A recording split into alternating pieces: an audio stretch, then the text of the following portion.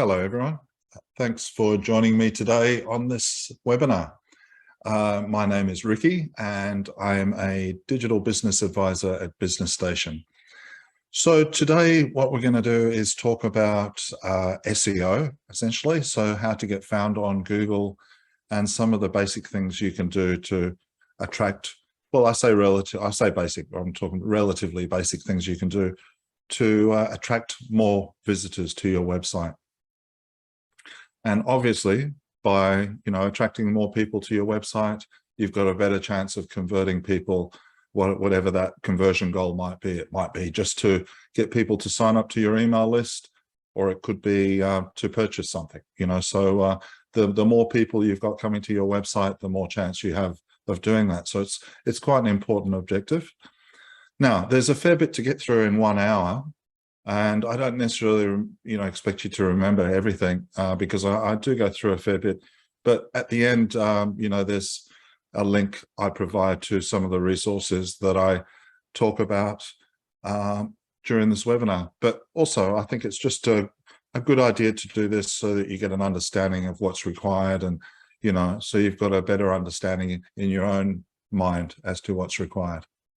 Thank you very much, Alpha. I'm looking forward to doing it too. So if you have any questions, by the way, or just anything that you might want to say, please use the Q&A or the chat feature in Zoom, or you're welcome to unmute yourself. I'm not sure. Sometimes they turn it off on these webinar ones, but we'll see. Either way, I'll try and answer the question best I can.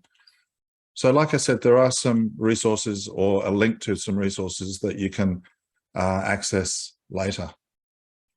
Okay, so let's have a look at what we're going to talk about. So firstly, we'll just do a brief overview, talk about what SEO actually is, and then answer the question of where do I start, because it's a common question, and not many people really know where do they go to start the whole process.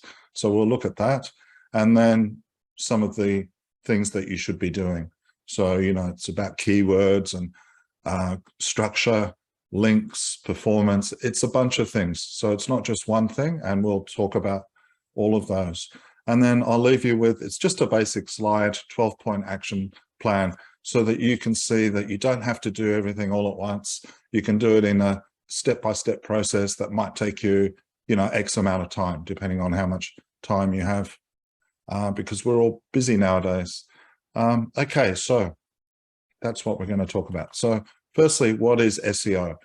So it's basically, in my words really here, it's understanding what your potential customers are searching for, and then ensuring that you've got that search phrase somewhere in your content. So that's a pretty straightforward match, a search query to the content on your site. So that's what we would call on-page SEO. It's what you've actually got on the page, on the website. Let me know if, I just got a little funny message on my screen then. Let me know if you're having issues either hearing me or seeing what I'm showing you in terms of the slides. No issues? Good. Okay. So that's the first thing. So making sure that you can match your content to a search query. The second thing is to bit of a marketing sort of terminology, I guess here. It's actually SEO terminology. It's about your website's domain authority, or just authority in a particular area. So it might be a particular product, or an industry, or just a topic or a subject matter. And that's determined through backlinks, or how many links you have from other websites to your website. And that's called off-page SEO. And the third is that your website needs to be fast and secure, and particularly on mobile devices, because that's going to be a predominant audience. And now, I'm not going to focus on security so much, because that's generally taken care of in most cases. And there could be a whole separate webinar. But performance is often neglected and underappreciated, what sort of impact it has on your search engine visibility and just the overall experience for your visitors. So we'll look at that as well. So like I said, it's three things. And search engines like Google will take these into account, because that's what, whenever there's a new algorithm change, you know, it's a new thing that Google's taken into account, for example, when it's trying to match people's search queries to pages. So there's a recent change that's just come into effect, which is about quality content. So, you know, rather than just, you know, a paragraph about something, they want detailed quality content with links to other resources that could be useful to people. So you just need to think about that. But the three things we're going to talk about is, like I said before, it's the relevance of your content to specific search queries, if you like. So that's on-page SEO. The authority, which is really where people are linking to your website, not you linking to theirs. That's a backlink to them. And that's good too for them, from their perspective. But it's really trying to get links, ideally with higher authority than you, to link to you. But it also includes, to a lesser degree, your social signals. So how many people are sharing your content on your social platforms, or liking you or following you, etc. And the third thing is performance. So let's just have a look at some of these things. So, well, firstly, if you want to then optimize your site for SEO, it's about doing a few things, basically. So it's about developing certain parts of your pages, like the headlines and the descriptions, the metadata. We'll talk about all of these things, and links on your page. And you need to optimize each page, specifically the high-level pages like your home page, maybe product category pages, or just, you know, services that you offer, that sort of thing. That page there, those sorts of pages are the ones that you should be focusing on as the highest priority, I'd say. And then making sure that it's secure and performs well. Okay, so why would you do these things? Well, there's a reason why you would do it. And just to give you some examples, this is a study from SEMrush. SEMrush they have a tool, it's a platform, if you like, that businesses as well as agencies use to help optimize websites. And they did a study into 13 different e-commerce verticals. And they found that of those 13, 5 of them, which included music, books, furniture, home and garden, and electronics. So, you know, pretty big vertical markets there. They're dominated by organic traffic. They relied virtually totally on organic traffic for most of the traffic coming to their site. But of all 13 of them, organic as well as direct accounted for 80%. So it looked something like this.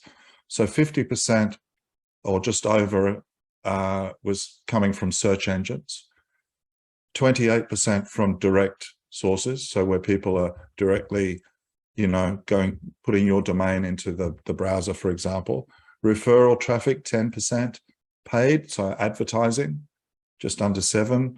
And social media, so that's organic social media, posts and the like, or from social shops like Facebook shops or whatever it might be, you know, just under 5%. So it's a big chunk of traffic that you shouldn't be ignoring. And if you're not an e-commerce store, let's say you're a blog site or a news site, you know, or something like that, an informational type or a content site, then it's going to be by far the most important driver of traffic to your website. Much more important than, say, social media channels, generally speaking. So I am generally speaking here, doesn't apply to every single business or brand. The other reason is that it's free if you do it yourself.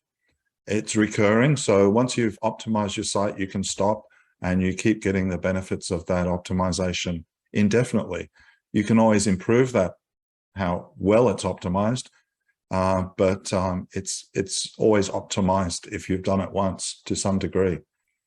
And it's high converting. So what I mean by that is that if people are searching for your product or service, there's a reason for that, you know, and they're either looking for information because they're interested in buying it, or they're looking for pricing, or, you know, who supplies that particular product or service, those sorts of things. So they're what you might call a qualified lead.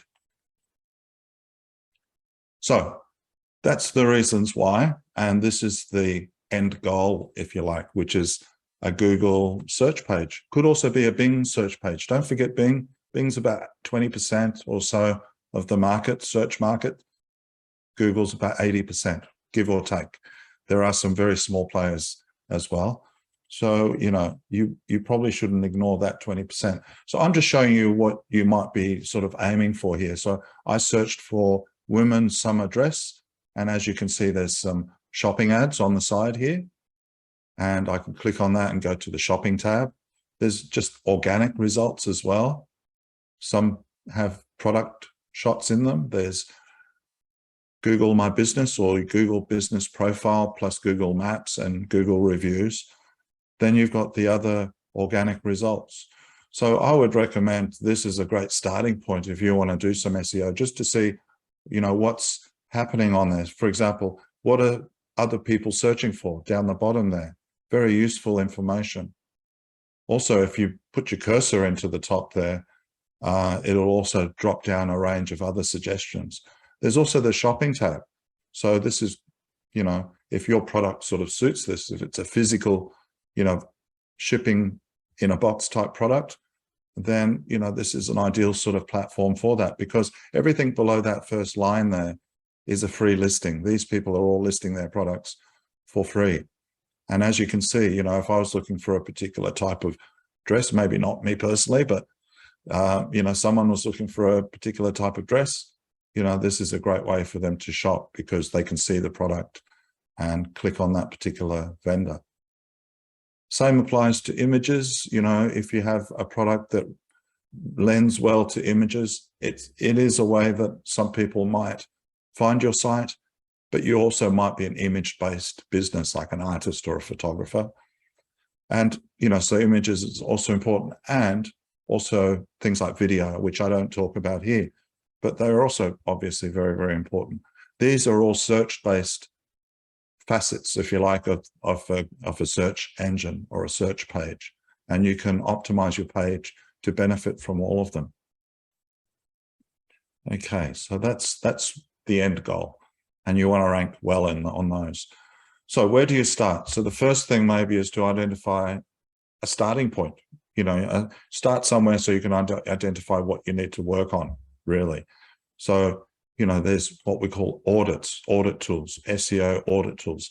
Now, it's all automated, so, it's a great starting point and some of them are free.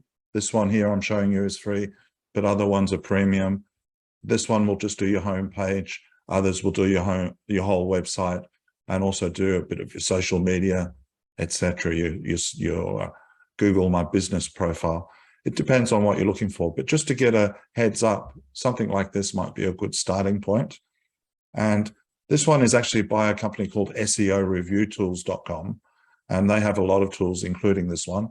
So don't go to website SEO checker, because that's a different one. You would put your URL in and the word that you want to rank for. So in this case, it was a pet store. So I just used the word pets, and it'll go away. It takes a couple of minutes, and it'll do an audit of your site and come back with a score and a checklist of things that you can start working on. So this one gives me a score out of 100, which is neither here nor there. But then errors and warnings are the things that you should probably focus on, and also some things you are doing well. So a pat on the back too. So errors are the first things you want to focus on. This one says you need to improve the number and quality of linking websites pointing to your domain. So I'll just pause this. It's a screen recording. So the first one is about backlinks. So it's got nothing to do with keywords or anything like that. And that's a primary error. It's one of the key errors here. The second one is it says you don't have an H1 heading on that web page. So Google's going to look in certain places. The first place it'll look is the page title, then the URL, then the H1 heading, just to get a feel for what your website is about or that page is about. So this one doesn't even have an H1 heading, but if you did, you would want to make sure that that search term, pets in this case, is in that H1 heading. Okay, then some warnings. So your title tag is too long. you're not using the keyword pets in your title tag, your meta description is too long. So this is all jargon, but it's very easy stuff to fix yourself. Just finally down the bottom, you should improve the exposure your content's getting on social media. So there's a few sort of bullet point actions that you can take sort of straight away. And I'll show you how to do that. These things also provide you with some information, maybe about the keyword that you were looking to rank for, how much volume that gets a month, etc. Your title tag. So your title tag is what shows up in a search page. And your meta description is what shows up below the title tag in a search page. And you can customize that to make it a little bit more salesy, if you like. Sorry, I'm just noticing some questions there. Yes, so hopefully you can all see this question.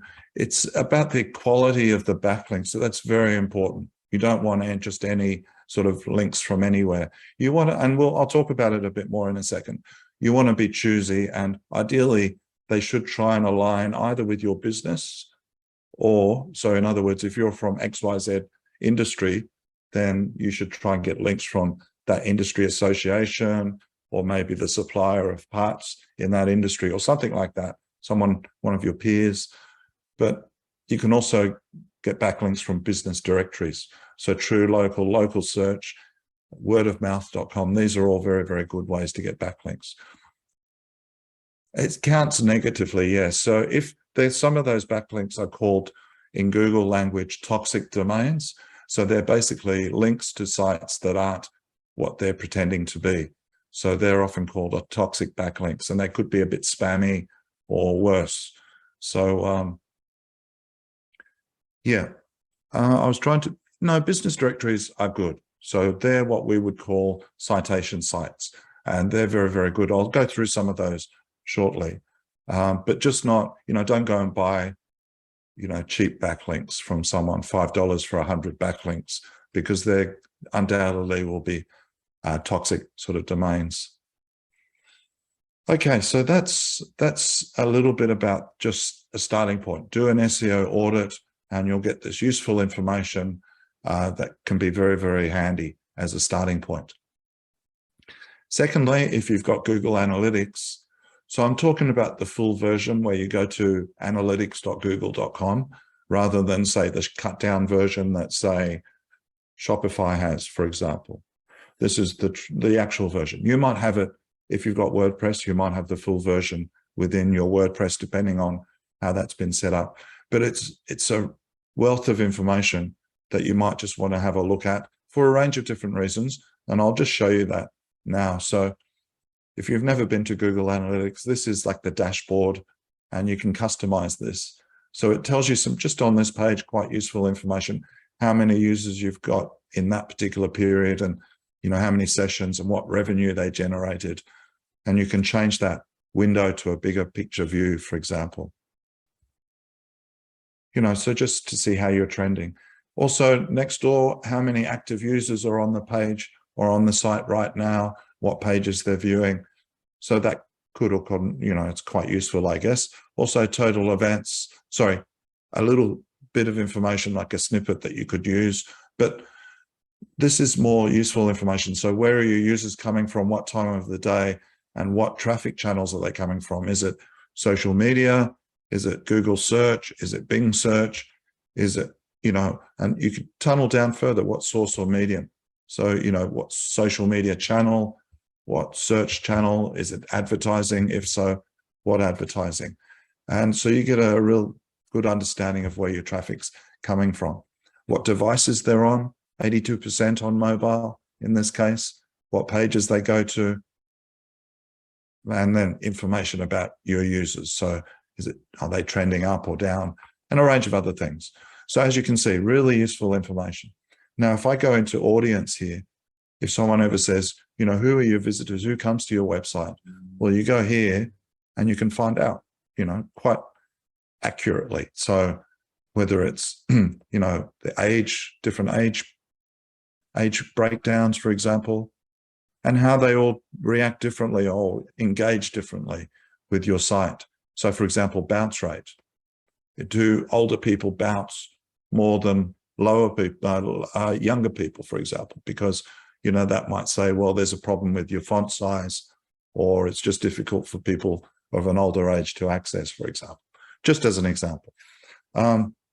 Gender and how are they behaving differently. So, you know, in this case, this is a women's fashion store. So you'd expect the male numbers to be lower and, you know, those sorts of things, but depending on your particular product. So that's one page. I just want to show you this one too. And this is just how they behave on your website. So just, sorry, I think I just paused that. So you go to behavior. Just bear with me while I go through this. I'm almost finished here, but just to show you some of the things you can do. So if you want to visualize how people behave on your website, you know, what pages they go to and what are the subsequent pages and where do they come from? You know, this is a tool to do that. So this one is basically, you can customize it based on, you know, what country they're from, what device they're using, where they're located, what advertising brought them there, range of different things. I'm just going to change this quickly. Or it could be a landing page, what page they landed on, or in this case, I'm going to choose what source they came from. So is it Google, is it Facebook, is it direct, etc. And just immediately you can see they go to completely different pages. And that's just the way Google search works. So search, generally, they're going to land on your homepage. And then maybe some high authority pages like your product categories. Facebook, they're going to land on the pages that you're promoting on those posts. So that might be products or services or a blog or something like that. So I'm just looking at Google here, and you can see how many people land and then how many people are dropping off at each stage. The red arrows are the dropping off parts. And as you can see, you know, 7% dropped off there. And this could be for a range of reasons, nearly 20%. Now, this is very, very low. So I would recommend, if you do anything here, is just to have a look at what sort of bounce rates or drop-offs you're having at each stage, even if it's just on the homepage, because that would be an indicator that maybe the performance isn't best. And if it's happening more on mobile devices, then it would definitely be an issue with performance on mobile networks, for example, potentially. So it just gives you some pointers as to what to look for, as well as a wealth of information that you can use for marketing purposes. So once you've done all of this sort of research and got an understanding of, you know, where maybe you should start, they're all going to point to this sort of area, doing the basic SEO stuff, essentially. So why don't we just talk about that quickly? And if you do these things, you know, even just half well, you're probably going to be doing it better than your competitors. So it's something that you could get a jump on your competitors, potentially, depending on your industry. So certain industries do it better than other industries, like women's fashion, for example, or men's fashion tend to do it better than almost anybody else. But generally speaking, people don't do it very well. So the first thing is just to make sure your site is structured properly. And I'll go into each of these in a bit more detail. Secondly, is to then, based on that structure, you need to identify a keyword for each part of that structure. So for each page, if you like. So that's identifying not just a single word like pets I used in the previous example, but it would be some 3 to 5 word phrase, ideally, that you're looking for. And then based on that phrase, you would then optimize each of those pages. So it's like, you know, here's a topic. I want some content written around that topic. So it makes it a lot easier knowing what you have to write about. And those keywords could also be questions that you might also put in a group over here, and you can answer those questions in blog posts or social media posts, for example. So it's a great way to also attract search traffic from those questions that people are asking that you can find on Google search pages, for example. Security and performance, we talked about, but we'll talk about that a bit more. Links, that's internal and external links. Now, it sounds boring and everything, but these are super important. So we will go into that. And then your local SEO. So whether you've got a local audience specifically, like a local business you need people to drop by and purchase from, or just generally speaking, even if you're not targeting the local audience, it still helps with your overall visibility and authority. So your site structure, this is important because what it does is it gives you structure, context, if you like, around which you can write your content. So it gives you a structure with topics for each area, and you can use your keywords in that area, in each space. The other reason why it's important is because those keywords and everything else, if you think of it as authority, or sometimes people call it SEO juice, is passed up to the pages above. Like I was saying before, how the most likely page to rank will be your homepage. And that's because in this case, it's a computer store. If someone's searching for computers in a local area, then probably the homepage is going to rank here. But if they're looking for laptop computers in the local area, then potentially, the subpage might rank, or the homepage. That's why it's important to focus on your structure, because it is, one, the most likely page that's going to rank, but it also makes it easy for Google to crawl your site when you've done your structure right. It's easy for users to navigate your site. And just in terms of your structure, just keep it simple. So, maybe 3 clicks or fewer away from the homepage as a maximum sort of rule of thumb. Okay, and then keywords. So the most basic signal, this is a Google quote, that the information is relevant. In other words, when they're trying to match a search query to a page, a web page, they look at the web page to see if those keywords that they're searching for are on that page. So that's actually a quote from Google's How Search Works. So you should, as your first thing that you should do once you've done that structure, is to identify what those keywords are, and to do a bit of research into it rather than just think what those keywords are, what you think they should be. Really, it should be based on what volumes are out there and what people are searching for. So you can also sort of do a bit of research, say on one page, identify a primary keyword and maybe some variations and related terms, and then you can go ahead and start optimizing that page or that product or that collection page, for example, or a blog post. So before you write a blog post, what's the keyword phrase I'm going to be writing about? And then you write quality content, lots of information and links to other external sites, 1,000 words, and use that keyword sparingly. And ideally, it's a question that you're answering. So just as an example.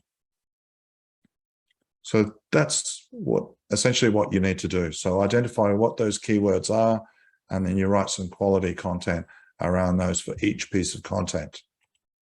So the first thing to do is to do that keyword research.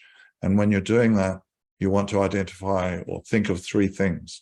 So how much volume is that keyword getting every month?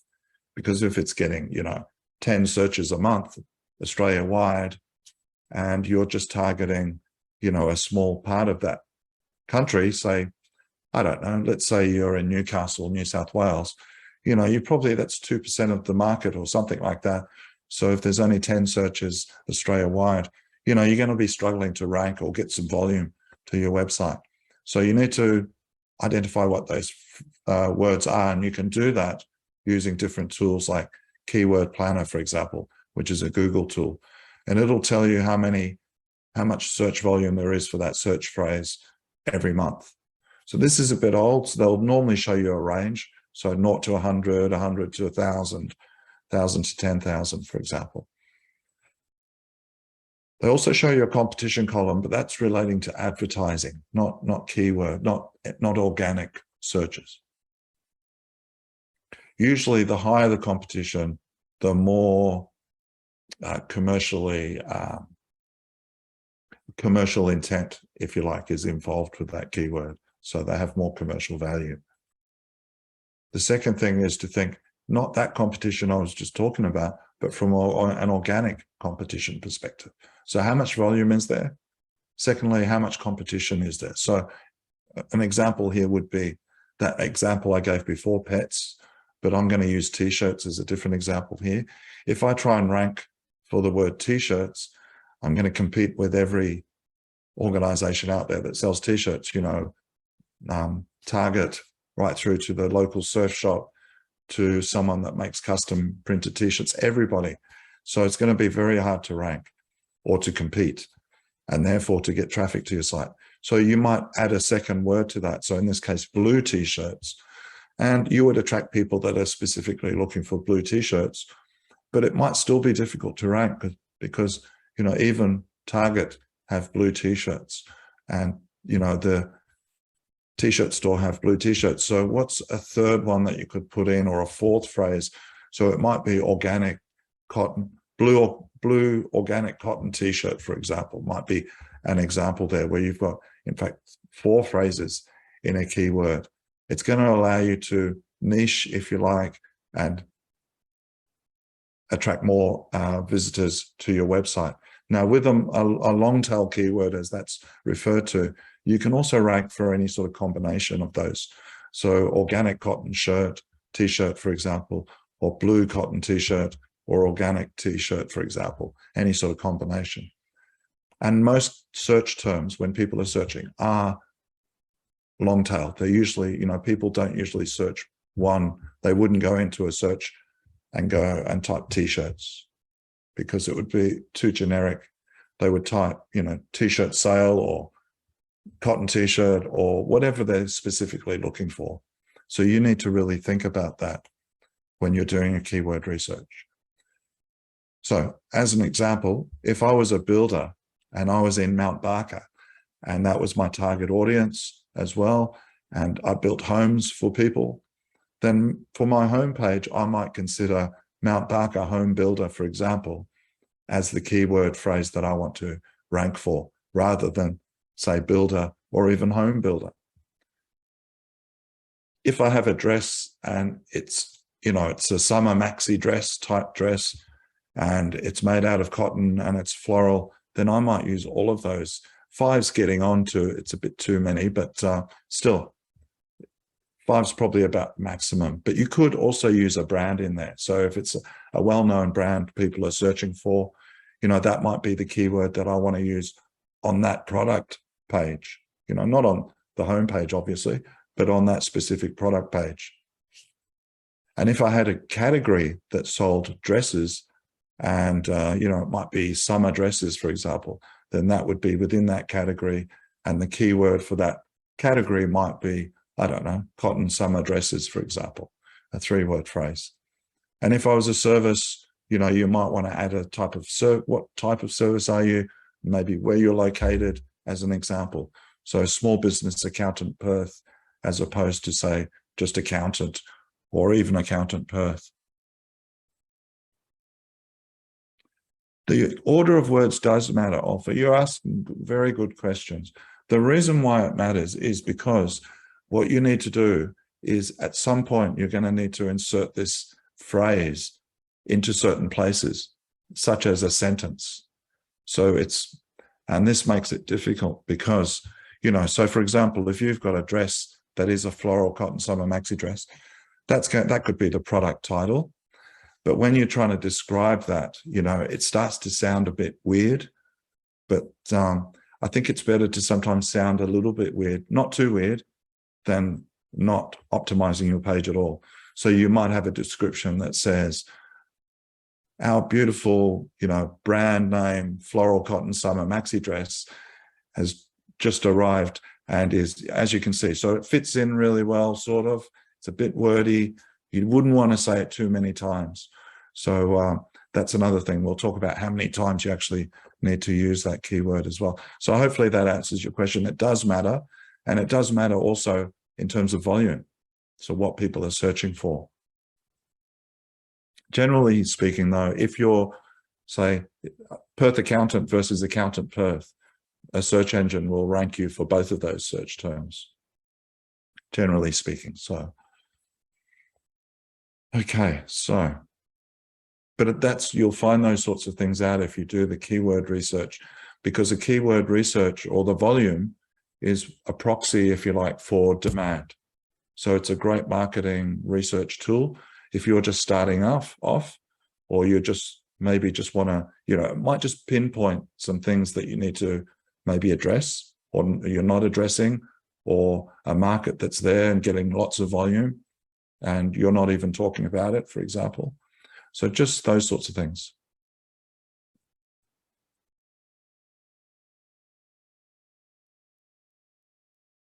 Oh, sorry. And the third thing, I didn't actually finish this, did I? So the competition and then the relevance. And the relevance is really, if your keyword is XYZ widgets, then that page should be about XYZ widgets. And this is the reason why people will build landing pages, so they can optimize a page around something rather than, and this is why your homepage will be your most difficult page usually to think of a keyword for, because it's covering all of your business rather than just a product or a certain service that you offer. So you need to optimize that page specifically for that keyword. Oh, sorry, I seem to have a problem with my slide here. Yeah, all I'm going to show you here, it doesn't matter that picture's not there. So you need to think of your keywords in this sort of hierarchy. So you've got the top layer is your home page. The second layer is your, services page, for example, the next layer down. And then the next layer below that would be your service or your product. So this isn't a very good example, but your homepage keyword could be, for example, XYZ service provider. So it could be, say, NDIS service provider, Brisbane. And then what services do you offer? Such and such NDIS services, Brisbane, and the product or service could be, XYZ service, for example, that you're trying to rank for. So just to think of it from that perspective. I messed up that slide, definitely. Okay, so let's do some keyword research, just show you how you might start that anyway. So Google Keyword Planner is a good free tool that you can use. It's part of Google Ads. So if you have Google Ads, you'll need to sign up to Google Ads if you don't. But if you do, they might try and get you to do an ad campaign to start with, but you don't need to do that. You can start with Google Ads without that. And within Google Ads, there's a tools and settings menu item just at the top there, and you'll find Keyword Planner underneath that.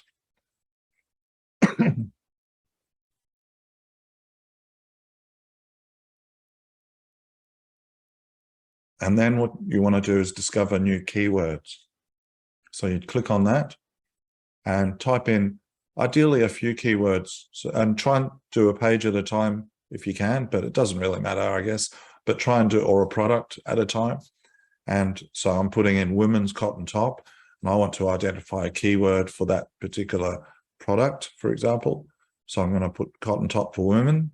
You can see that's an example of what you were just talking about there, the different, women's cotton top and cotton top for women's pretty similar. Women's summer top. Okay, so there's 3. You can put up to 10 in at a time, and then you would just make sure it's the right country there, and then you would just click get results.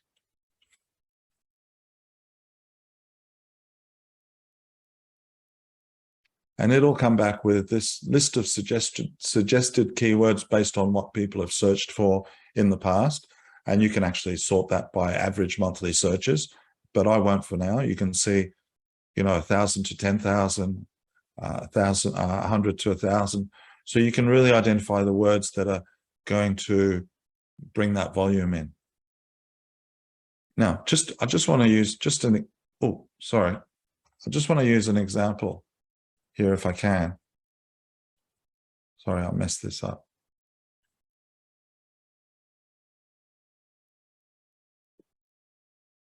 Oh dear, I think my PowerPoint's just crashed on me.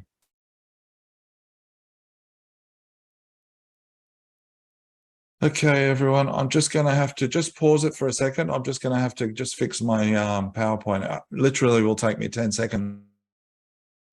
Bear with me. I'm just going to stop sharing for a second.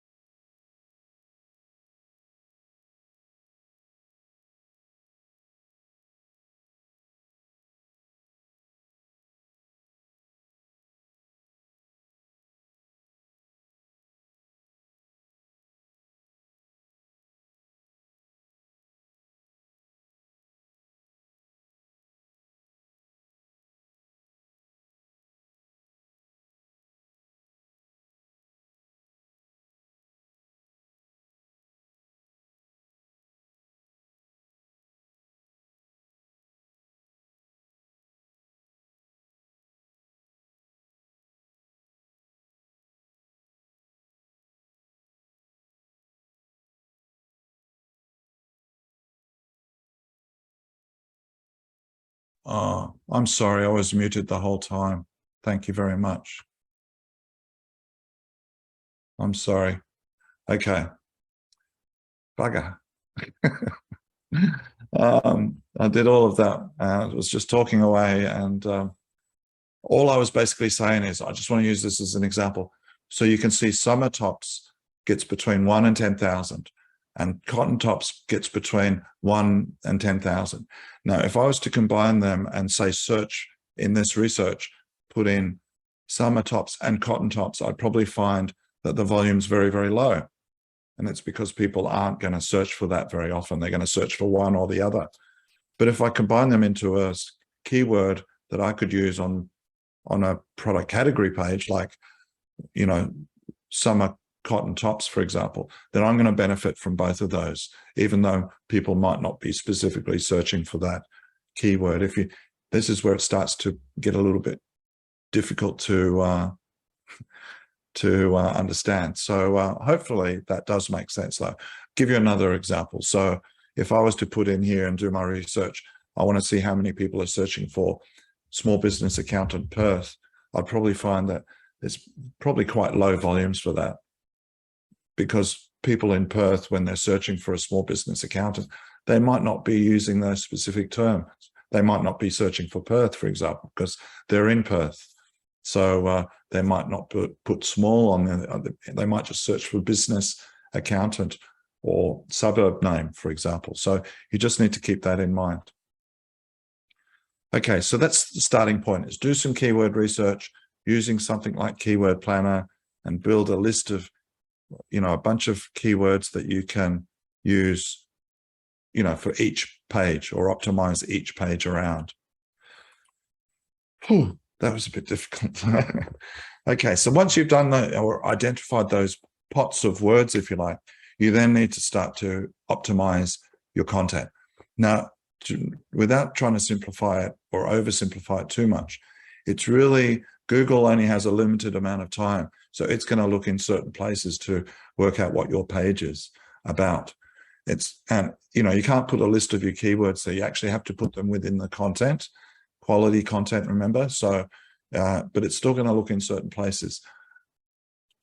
And, and it applies to all of your pages, whether it's a home page or a product page or, a blog post. So this is an example, very simplified example. I'm Tom's Mechanical in Darwin, and I've gone off and done some research, and I've decided that car mechanic Darwin is the word that I want to rank for because it gets some decent volumes. So I've structured my site. So I've got a home page, I've got some services pages, different services that I offer, and a contact us page. Now, so the first thing I do is I go to the home page and I put that keyword in the title of that page. So I don't call it home. That's rule broke. Definitely don't do that. Rule number one is don't call your home page home. On your navigation, yes, but as the page title, it needs to include the keyword that people are going to be searching for. So in the page title, in the URL, now just a word on this, don't do this unless you know what you're doing, because firstly, if your URL is one thing already and you change it, the old URL doesn't exist anymore. So if people know that old link, they're going to get broken links, including Google, and the new one, Google and Bing won't know about, so you won't get a lot of traffic. So you need to know what you're doing. You need to redirect the old one to the new one, and you need to tell Google about the new one. I'll tell you about that shortly. And even on your homepage, you can have a URL as the homepage. It will still default to the, as you would normally see the homepage. The body text, but, that's, I guess the URL is the last thing on this list that you should be doing, I guess. But the body text, you should have the keyword in there, depending on how much text you've got. So rule of thumb, roughly, you want to have that keyword in there at least twice and no more than 4 times on a whole page. So you need a decent amount of content to be able to say something 4 times, not just one sentence. It would be weird and spammy. And, so you just need to think about that. You might also have some associated words that people are also searching for. So in my case, I know that it's, roadworthy certificate and brake repair are common things people search for. So I'm going to put that in there too. I might even have a subheading, so I don't talk about the H1 heading here. I should do that actually. So I would also have an H1 heading that says Car Mechanic Darwin by Tom's Mechanical, for example. And then I'd have that. And then the roadworthy certificate might have a subsection there that talks about that, or just a link, definitely a link back to the service page that talks about those services. And then the final place, or almost final, I'll talk about the final place in a second, but the most final place would be the images, because search engines can't see images. So you need to make sure that you're telling search engines what that image is, and it should be the keyword, basically. So the question is, what if I have multiple keyword phrases? Can I use each twice on the same page? Now you can, but you need to be disciplined and decide on what is the primary keyword that you want to rank for.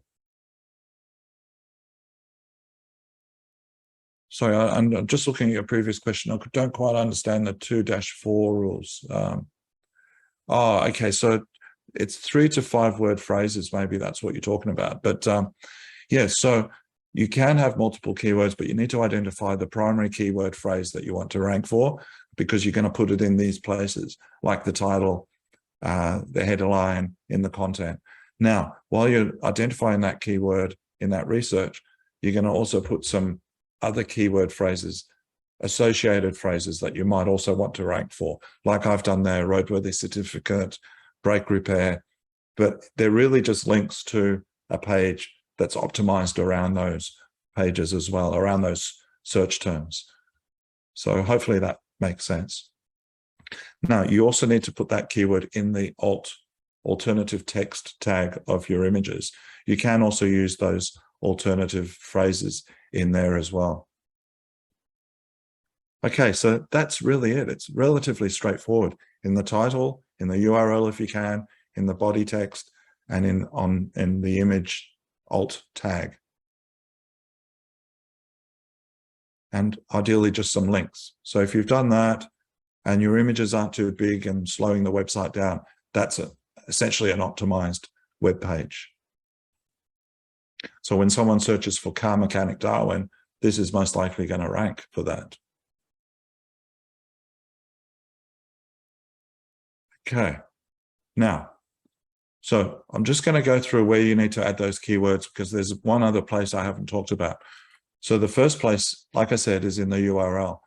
So Google will look at that and they'll see that this is Dachshund gifts. They know that this page is about Dachshund gifts. So when someone's searching for Dachshund gifts, they're going to rank this page. It's in the title as well of the page. It's also in the text of that page. In this case, you know, there's only one sentence, so it's only in there once. And it should actually be exactly as it is, gifts, but that's okay. It can be slightly different. In the image alt tag, like I said before, and then the final place is your meta title and your meta description. Now, the reason why I'm telling you this now and rather than before is because this isn't going to help you rank necessarily. It might indirectly. What this is about is when you show up on a search page, people are going to go, I have to click on that because that's exactly what I'm looking for. So it's really a salesy type marketing where you're trying to get people to click on your link rather than your competitor's link. So that's your meta title, the purple part or the blue, and then the description. We'll talk about that. So let's go backwards and talk about that first. So like I said before, that's your meta title, and this is your meta description. So if you don't customize this, Google will just take it off your homepage. So the worst ones are when people have called their homepage home, and then what will show here is it will say home. So, you know, no one's ever going to click on that because it just doesn't say anything. And if you have very limited text, it might show, you know, exactly what you don't want people to see, or it might show nothing at all. So this is about making sure that people click on, you've gone to the effort of ranking, so now you want people to click on it. So you need to put this into your HTML of your web page, but most people can't do that. But if you have any sort of platform like Shopify or WordPress or Wix or Squarespace, they all allow you to do it quite easily. So I'll just show you quickly how you would do that. So this is Wix, and in this one, you would go to the site menu, you click on those 3 dots next to whatever page you want to customize, and it'll show you the meta title, the URL, and the meta description, and you can customize that to suit. We'll talk about what you should be typing in there in a second, but that's how you would do it on Wix. If you had WordPress or even say Magento, for example, you might be using Yoast, something like Yoast or some other SEO plugin, and they allow you to edit the snippet. And the snippet, they'll give you a few different snippets, like your social media snippets, but also your Google snippet, so you can see what your website looks like on Google, and you can edit that. On Shopify, for WordPress and for Shopify, the home page, you have to go to the preferences section and set it that way, what you want your homepage title to be and description. But all of the other pages, they're actually, like I just said before on Yoast, you go through Yoast, or in Shopify, they're at the bottom of every page or product. You can edit the website SEO. Now, what you want to put on there is really something like this. So you want to do, let me just go back a bit here.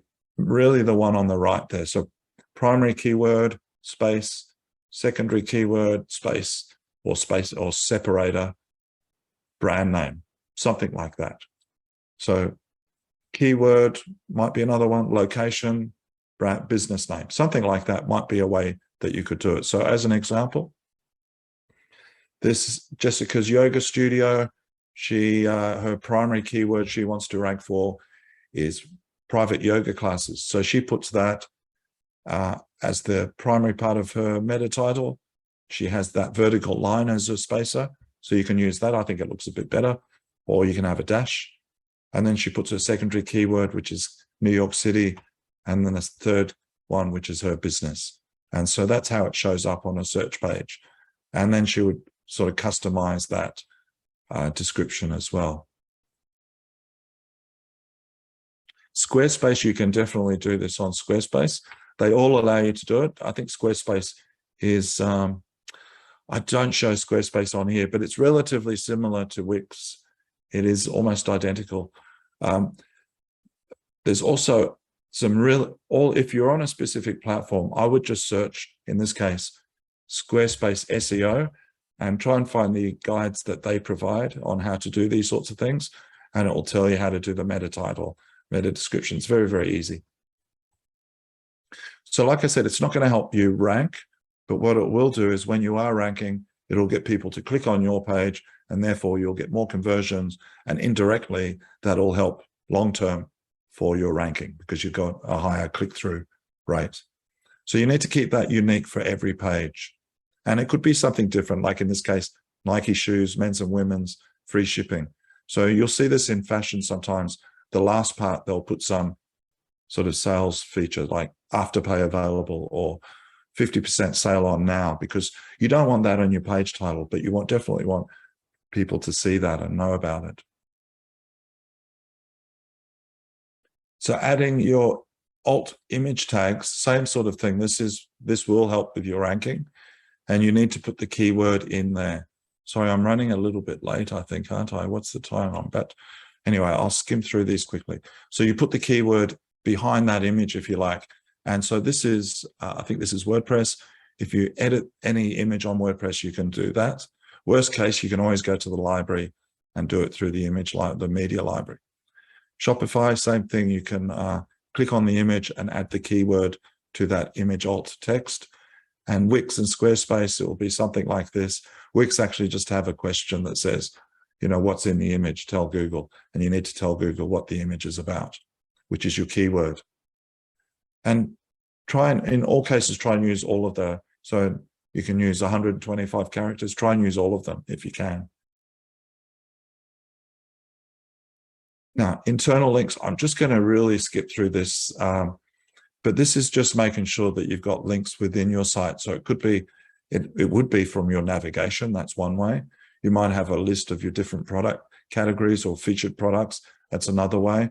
You could have links like this directly within your content that links to certain pages. So they are important to do that. But I'm just going to skip through this quite quickly, because that's relatively easily done. And you just need to focus on getting a few done. So I'm just going to focus quickly or show you how you might do this optimizer page in real life. So this is a product. As you can see, it's a cardigan, CK-04. So that's a product code. And in this case, the client uses the product code in their title, which I wouldn't recommend. But I'm going to use it just to show you how you can change that without actually moving it from there. So as you can see, in a search page, it doesn't look very attractive. So it's probably not going to attract a lot of users. So first thing, I've gone off and I've done some research. You can see there's some decent content there, or information, good photographs. Sorry, I must have gone backwards accidentally. So you can see that's not going to attract a lot of visitors. So you really need to optimize that. Okay, so I've done some research. Now, what I'm also going to show you here is that you don't always have to get it perfect the first time. You know, you can go back and re-optimize it. But having it not optimized versus a little bit optimized, you know, they're worlds apart. So, you know, even though I'm not doing the best job here, I just want to show you that in this case, I'm changing cardigan to long sleeve cardigan. So that's much better than cardigan. But really, in hindsight, I probably would have thought women's cotton long sleeve cardigan would be better. And I can go back and change that down the track. Now, I'm going to leave some of the description there. I'm just going to change that title. And I'm just going to put a description in there. So I've gone away and done some, just, you know, written a description, and I'm just going to paste that in there now. Now, in this case, the H1 heading is the title. I'm just going to make sure that it's got the keyword in there. You can see, reads a lot better now. It's quite salesy. I'm going to make that bold just to make sure the search engines know it's important. And the rest of it, I'm going to leave that as it is, but I'm going to put some links in there now. So I'm talking about dresses. So I'm going to link to the dresses store, dresses page. So I'm just going to go and do that quickly. Grab that link, paste it in there, put a bit of a title to that link.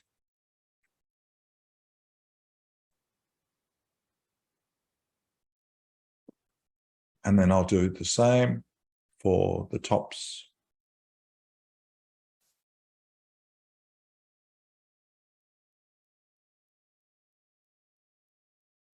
Just bear with me.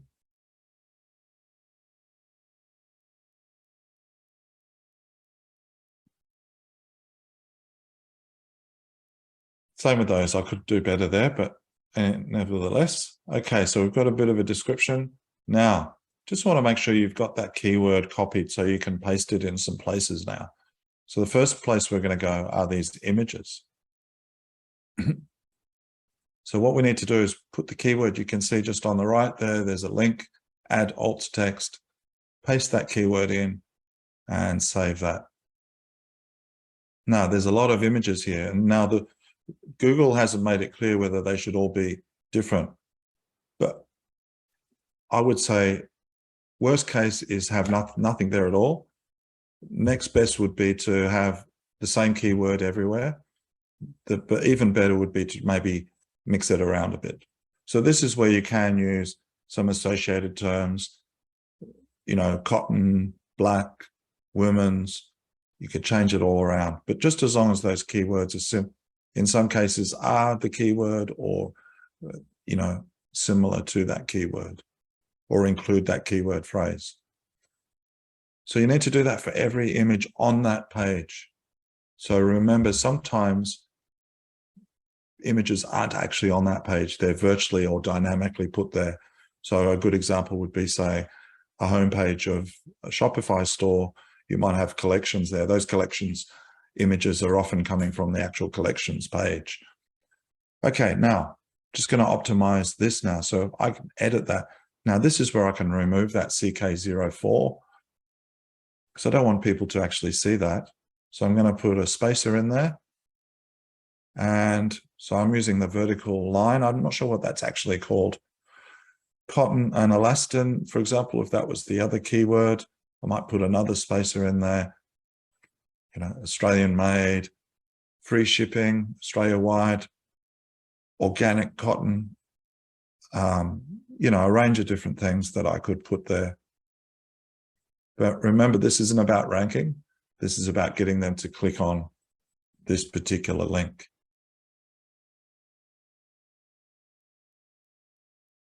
So anyway, there's a keyword. I could try and fit more in there, but if you go too much, you can see it gets cut off and probably doesn't read well.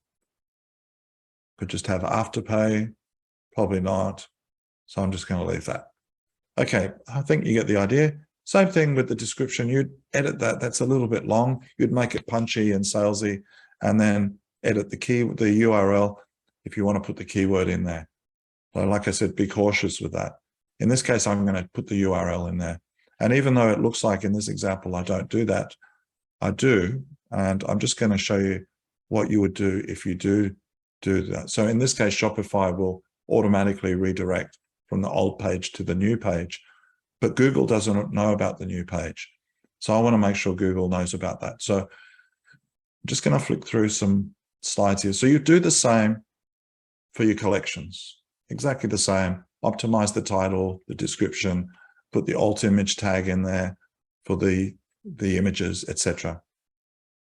Change the URL if you are going to do that. Then, very importantly, afterwards, I go to Google Search Console, and they have this feature called URL inspection. And I put the URL in there, the new one. You can still see it has the product code in there, but it's got the keyword in there now. And Google says it's not on Google. Do you want us to index that? So you can request indexing, and it'll go away and check that it can index that page, and then it'll add it to a priority list. So, so Google will know about that sooner rather than later. They'll know maybe now what it's about because you've optimized it for that keyword. So you then see better improvement in search rankings, hopefully. Okay, so just very quickly, we'll talk about backlinks. So this is about your authority. This is an important whole component here that you need to focus on. And it's because it's a way that Google determines your website's authority. Think of it like, it's almost like peer reviewed. So they've got a choice of different research papers to choose from, AKA websites. They're going to see which ones have been most peer reviewed, AKA backlinks. So you need to get as many of those in quality ones that you can. So they would include things like industry sites or sites from your industry. So they could be associations or membership type sites, anywhere where they're listing your business, and they might provide contact details or a website link, for example. That's what you need, is that website link. Could be other industry websites or business websites, could be chambers of commerce, all these sorts of things. Other blogs, so where you're doing guest blogs, for example, and they're linking back to you from there. Your social media pages, so Facebook, Instagram, when you set up your profile, they'll ask you for your website address. That's a backlink, if you like, to your website. Google My Business, of course, is a Google business directory. So you need to, and they verify your business. So it's a very important step in this whole process. And then there's citation sites. So these are, local search, true local, all those sorts of ones. We'll go through some of those, and I have a list of those at the end, but you can also just search for them. So Bright Local have a really good list at the moment. And they'll actually do this for you if you don't want to do it yourself, but brightlocal.com.au, or you just search for Australian citation sites. And yeah, not just any sites. So don't buy backlinks from, people, dodgy providers. And you really want at least 25 minimum for your homepage. So this is a good way to get some of these sorts of businesses here. So wordofmouth.com, what else? Brown Book, Yellow Pages, Hot Frog. They're all legitimate sort of business directories. If you haven't ever been to one, this is True Local. It's actually quite good if you're looking for, a business in a local area. But you can see at the top there's a little plus button that says add your business or add business. So you can either search for your business and then add it if it's not there, or you can customize it if it's there. So quite easy to do. I would recommend doing that. And even if you just do, a couple a week or 5 a week or whatever it is, very, very important.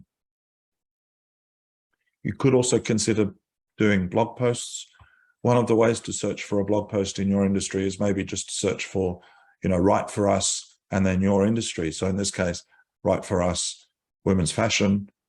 I chose that topic because there's a lot of different blog posts available if you search for that. But there'll be links there, and you can go to one of those links and find out what they're looking for and if you could provide that content. The whole idea here is really, they could drive traffic to your site, obviously, but it's also about that backlink as well. Very important, because they're likely to be, Yes, brightlocal.com.au, Alpha, that's the right one. I think it is a .com.au. They're actually an English site, but they do also have an Australian office. Yeah, so guest blogs, because they're a higher domain authority, they're going to drag your domain authority up.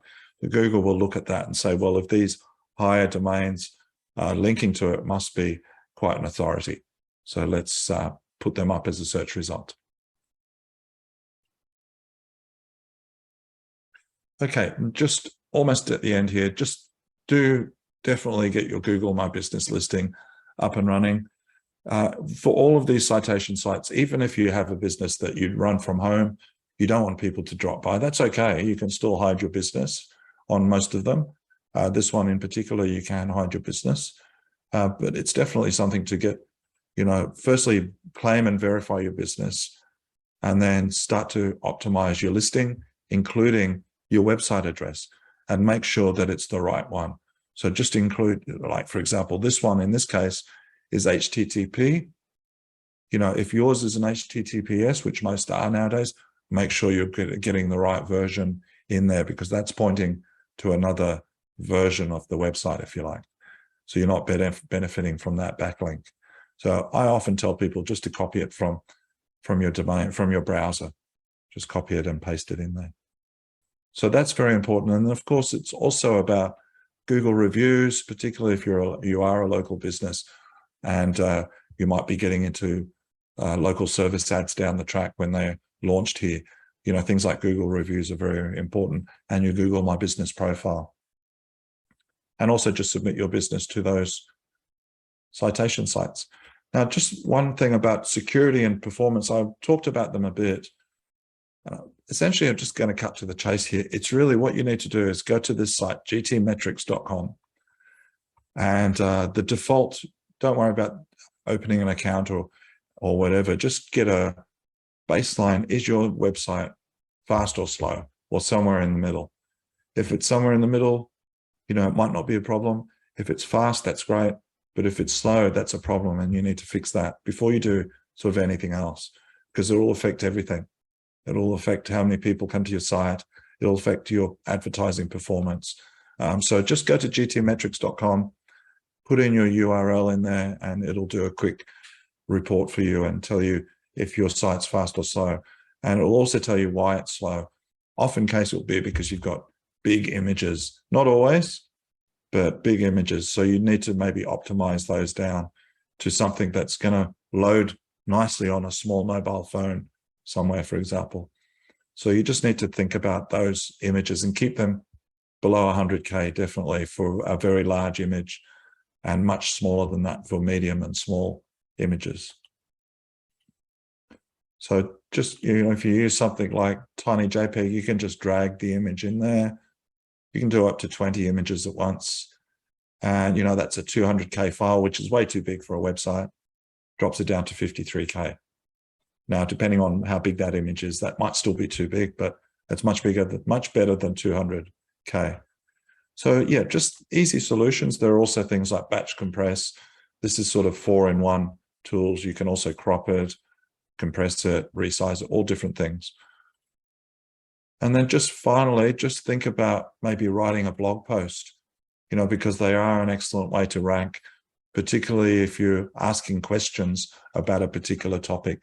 Like, for example, in this case, I did handbag, best handbag, gives me a list of all different, 10 most, 10 best, 25 best of this.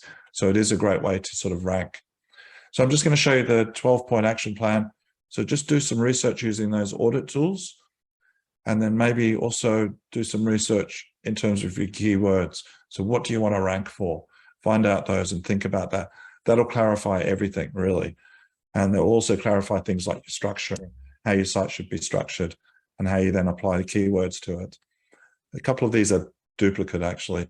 And you then need to write some quality content around that content, that category, that structure, and that keyword phrase. Remember about the meta titles and the descriptions I spoke about to make it more salesy, so you can do that. Make sure your mobile version is nice and mobile friendly, particularly from a performance point of view. And if you need to, compress the images and add that alt image tag while you're there. Add some internal links from within your website to a few other pages, for example, and think of some really authoritative type backlinks. It might be a chamber of commerce, or it could be an industry association that you're a member of, or someone that's certified you, for example, or someone that's you sell their products. You know, it could be any of those sorts of things. But if you could try and think of those, and then in addition to that, submit your business to as many of these citation sites as you can. Set up your Google My Business if you haven't done that, as well as your social pages, and try and sort of cross-link them as much as you can. So, you know, some buttons on your website that allow people to share content or follow you on social media, or to like your content, for example. Now, this should have been at the very top, but to set up Google Search Console and Google Analytics if you haven't done that. They're relatively simple, but they do require you to have access to your website's DNS settings. And then if you can, is to try and think of, you know, every now and then think of a long tail keyword question that you can answer in a blog post. So, you know, solution to your customer's pain point is this blog post, 10 ways that you can fix this, or the top 3 ways that people are doing this, for example. And, you know, so it's informative and useful for them. And you'll find that that will really rank for you. Okay, sorry, it took a little bit longer than I expected there. So there's that link. I should have also copied that. You might need to write that down. So it's bit.ly/3v, just get the uppercase and lowercase right there.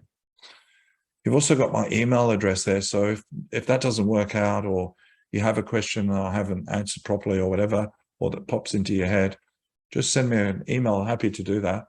ricky@businessstation.com.au. Otherwise, thank you very much for joining me. I hope you got something out of that. Thank you, Alfred. Thanks for all of your questions too. They were really good questions. I'm sure everyone benefited from those questions. So I really do appreciate that. And also prompted me to maybe include Squarespace in my next one. So thank you for that. Yeah, and you should also receive a recording of this, I think, as a link in your email. So it might go to your junk mail. So you might want to just check that. But yeah, hopefully that's something that you'll glean from this, and hopefully make your business a little bit more successful, or a lot more successful. Okay, well, thank you very much. Now I'm going to, let me see, going to have to stop sharing in a second. So just make sure you've got that information down. And then thank you. Good luck with everything, with your businesses. Cheers, and I might see you on a webinar or a workshop soon. Bye, everyone.